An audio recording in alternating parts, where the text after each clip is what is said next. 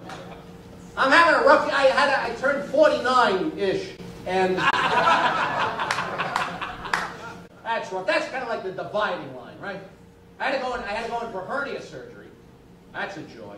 And then I got an infection because apparently my insurance doesn't actually cover sanitizing the surgical equipment.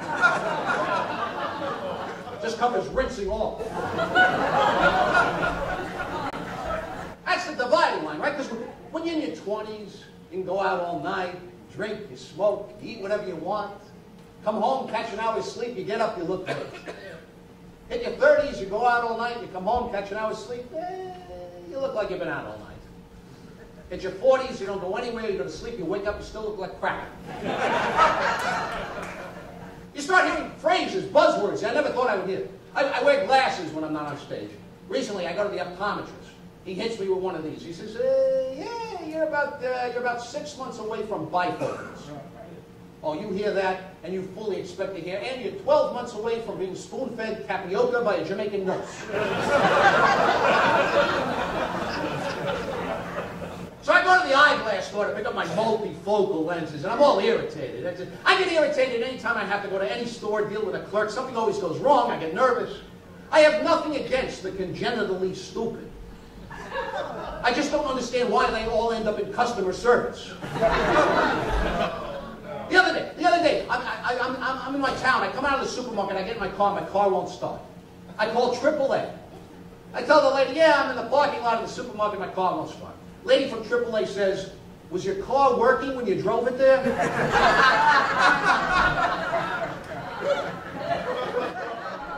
You know, as a matter of fact, it wasn't. I had to push it all the way here from my house. But now it's all loaded up with groceries. It's a little too heavy to push back. So I go in the eyeglass store. I just want to grab my glasses and get out. But you can't because you got to deal with the lady behind the counter whose sole job is to take your new glasses and put them on your head. Because this is apparently a very complicated task. You might screw it all up and poke your own eye. So she takes my new multifocal lenses, she puts them on my head, and she looks. Then she takes them, she makes a little adjustment. She puts them back. She looks. Then she says, these are going to look crooked. But it's not the glasses. It's you. You have one eye higher than the other. So I look in the mirror, sure enough, the glasses are like this. So I said, Miss, could you take them back so you straighten them out? She said, no, they are straight. It's not the glasses, it's you. So now I'm starting to lose it.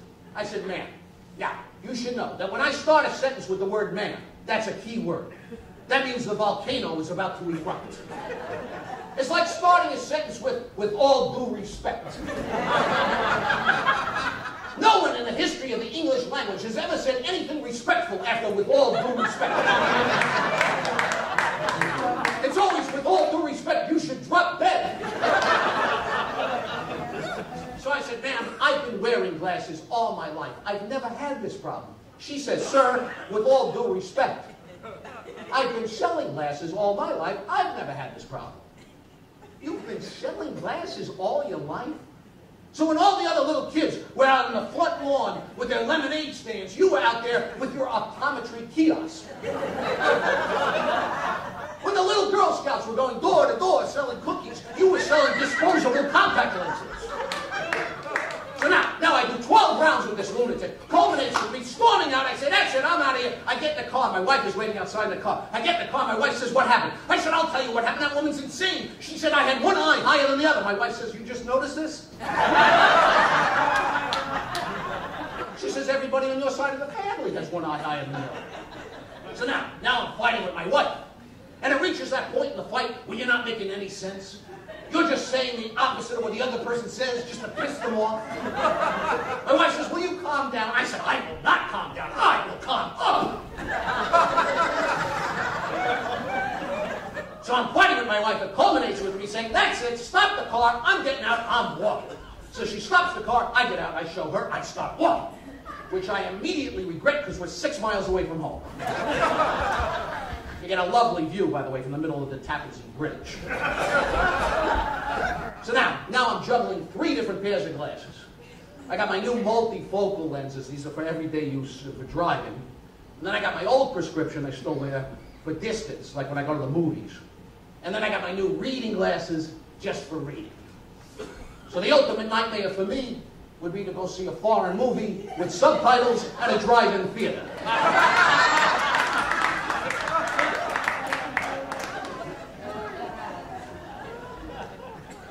Next week, my wife and I celebrate our 21st wedding anniversary. And actually, celebrate is probably too strong a word, because that would imply a festive occasion. We've been married for 20 years, we have 4 kids. We'll probably do something exciting like stay up till 10 o'clock. You gotta keep that honeymoon spark going, right? That's the thing, right? It's not easy when you've been married a long time, you got a lot of kids. My wife has all these women's magazines lying around the house.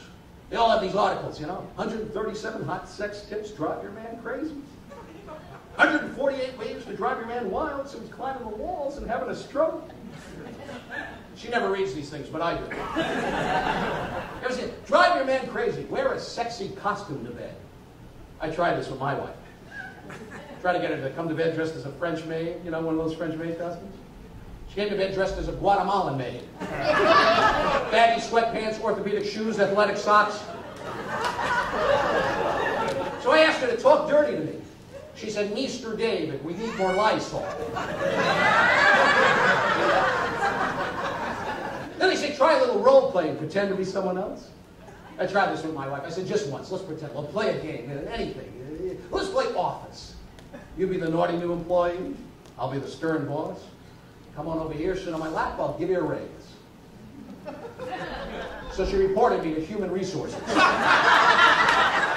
now she's suing me for sexual harassment. But here's the key. Here's the key to life. Find someone who will put up with you. That's it. Find someone who'll put up with you. Because statistically, this is true, married people live longer than single people, statistically. And happily married people live a really, really long time. But then they die simultaneously. It's true, right? That old phenomenon, you see that old married couples married forever, one of them goes, the other one goes right after. It's like they can't live without each other, though, right? And that's true love. My grandparents were married for 72 years. 72 years. And then one night, my grandma just passed away. My grandfather died 10 minutes later. True love. Granted, in their case, it was a murder-suicide, but still.